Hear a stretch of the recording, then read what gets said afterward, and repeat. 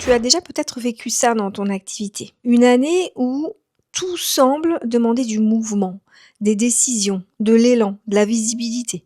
Et puis une autre année où tu sens que c'est plus lent, tu es dans le questionnement, tout semble pesant.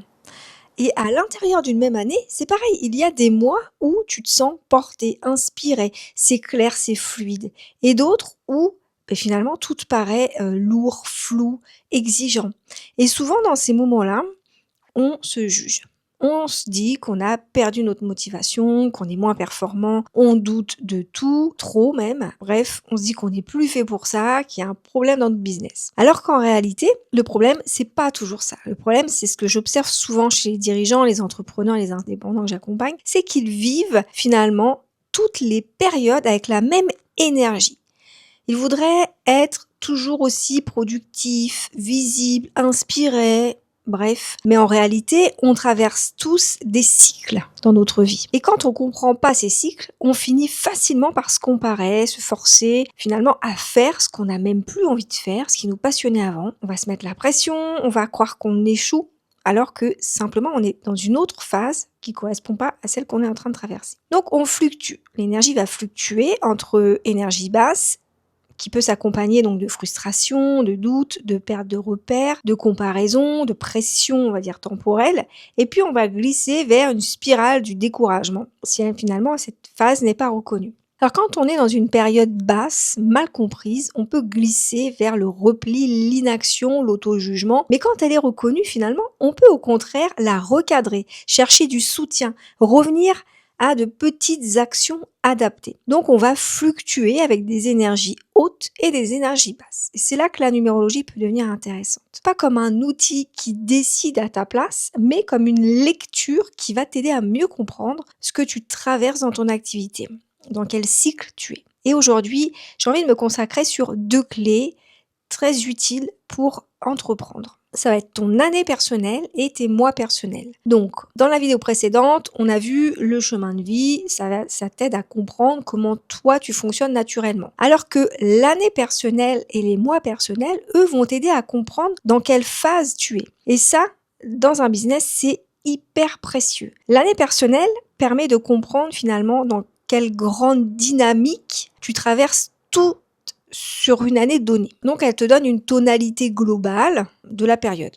Donc certaines années sont plus favorables au nouveau départ, d'autres demandent plus de structurer, de consolider, d'organiser, d'autres encore t'invitent à mieux communiquer, à davantage prendre ta place, à faire du tri, bref. Pour un entrepreneur, c'est très utile parce que finalement, ça te permet de mieux comprendre ce que tu vis. Alors je vais te donner un exemple. Si tu es dans une année qui t'invite au bilan, au recentrage, mais que tu essaies de finalement de te comporter comme si tu devais tout lancer, tout accélérer, tout monter en puissance. Tu peux vite te sentir en décalage, fatigué, voire même bloqué. À l'inverse, comprendre que ton année soutient une phase de structuration peut t'aider à finalement accepter que le vrai travail du moment n'est peut-être pas très visible, mais qu'il est essentiel pour la suite.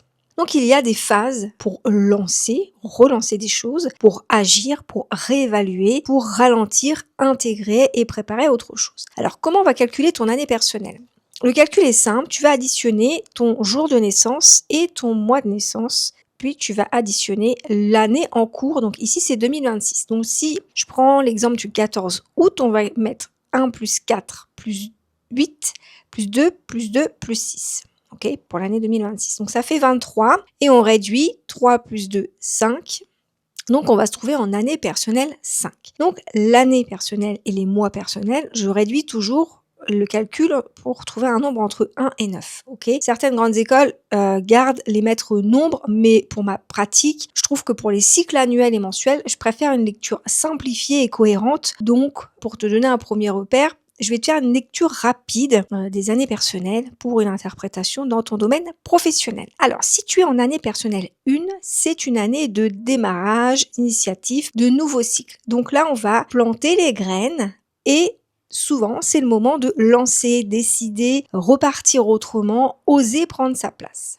Si tu es en année personnelle 2, c'est une année beaucoup plus lente, plus relationnelle, plus sensible. On affine, on observe, on construit des liens, on apprend à collaborer, à écouter et à laisser mûrir nos projets. En année personnelle 3, c'est une année d'expression, de communication et de visibilité. Donc on va se montrer davantage, on va prendre la parole, on va développer sa créativité, son rayonnement et sa présence. L'année personnelle 4, c'est une année de structure, d'organisation et de fondation. Donc là, on va consolider, on remet de l'ordre, on crée du solide et on travaille le durable plutôt que le spectaculaire. L'année personnelle 5, c'est une année de mouvement, de changement, d'adaptation. Là, il peut y avoir des virages, des réajustements, de l'imprévu, de l'ouverture, mais parfois une redirection importante va s'opérer. Année personnelle 6, c'est une année de responsabilité, d'engagement, d'harmonisation. On revient souvent à l'essentiel, à l'équilibre entre vie pro, vie perso, aux relations, aux engagements et à la qualité de ce qu'on construit. En année personnelle 7, c'est une année d'introspection, de recul, d'analyse et d'approfondissement. Donc là, on va ralentir, souvent pour mieux comprendre, affiner, revoir certaines directions, retrouver plus de sens et de clarté.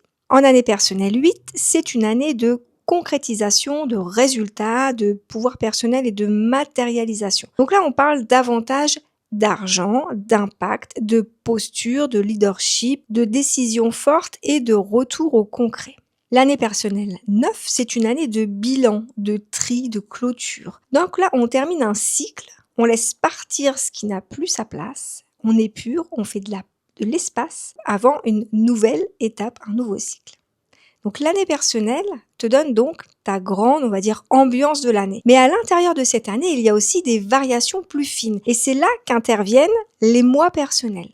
Donc les mois personnels, eux, vont te permettre de comprendre finalement l'énergie spécifique du mois en cours, d'un mois donné. Et ça, c'est très important parce que finalement, dans ta vie pro, on a tous connu un mois où tout est fluide, où les idées viennent, où on a des rendez-vous qui s'enchaînent, des décisions qui se prennent presque naturellement.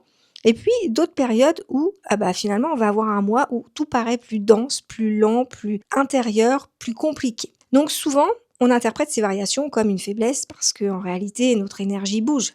Notre rapport à l'action change et certains moments sont plus favorables à certaines choses que d'autres. Donc, comment calculer tes mois personnels? Alors, le plus simple, c'est de partir de ton année personnelle qu'on vient juste de calculer et d'y ajouter le mois que tu veux analyser. Donc, dans l'exemple que je t'ai donné tout à l'heure, on était en année personnelle 5. Alors, si je veux regarder l'énergie pour le mois d'avril, qui est le 4e mois de l'année, je vais additionner l'année personnelle 5 au 4 du mois d'avril, ce qui va me donner 5 plus 4, 9. Donc, pour le mois d'avril, je serai en énergie du mois personnel 9. Donc là aussi, je vais donner une lecture rapide, toujours dans le domaine professionnel. Donc, pour le mois personnel 1, c'est un mois pour initier, décider, repartir, poser des impulsions, on va dire. C'est un très bon moment pour commencer quelque chose, pour reprendre en main un sujet important, par exemple. Le mois personnel 2, lui, il est beaucoup plus doux, plus lent, plus relationnel. C'est un bon mois pour écouter, observer, créer du lien, ajuster avec finesse. Le mois personnel 3, c'est le mois d'expression. Très intéressant pour publier, parler, créer, partager, te montrer davantage. Le mois personnel 4, lui, c'est un mois parfait pour planifier, remettre de l'ordre, consolider, poser des bases plus solides, plus stables. Le mois personnel 5, lui, il va t'amener du coup du changement, du renouveau, de l'adaptation, donc parfois aussi de l'imprévu, mais c'est ce qui fait le changement.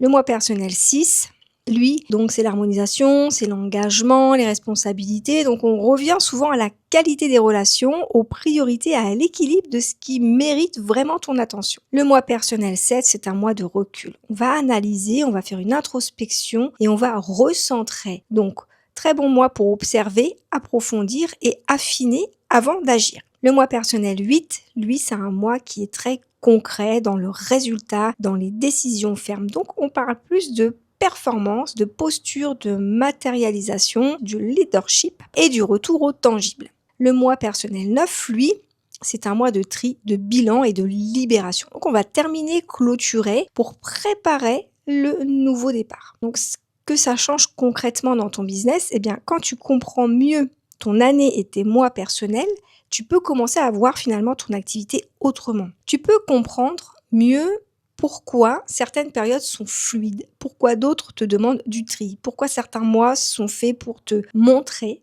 pour lancer, trancher, et pourquoi d'autres te demandent plutôt de ralentir, de structurer, d'observer ou de clôturer. Et surtout, j'ai envie de dire, tu arrêtes de piloter ton business contre toi-même. Tu passes d'une logique de jugement à une logique de lecture. Alors pour conclure, je dirais que l'année personnelle et les mois personnels ne servent pas à prédire ta vie, ni à décider à ta place, on est d'accord, on a toujours notre libre arbitre, mais ils servent à mieux vivre la période que tu traverses. Et parfois, le problème c'est pas que tu n'avances pas en fait, c'est que juste, t'es simplement pas dans la bonne lecture, dans la bonne interprétation des énergies que tu traverses. Donc quand tu comprends mieux ton cycle, finalement, tu commences à avancer avec plus de conscience et un peu moins contre toi-même.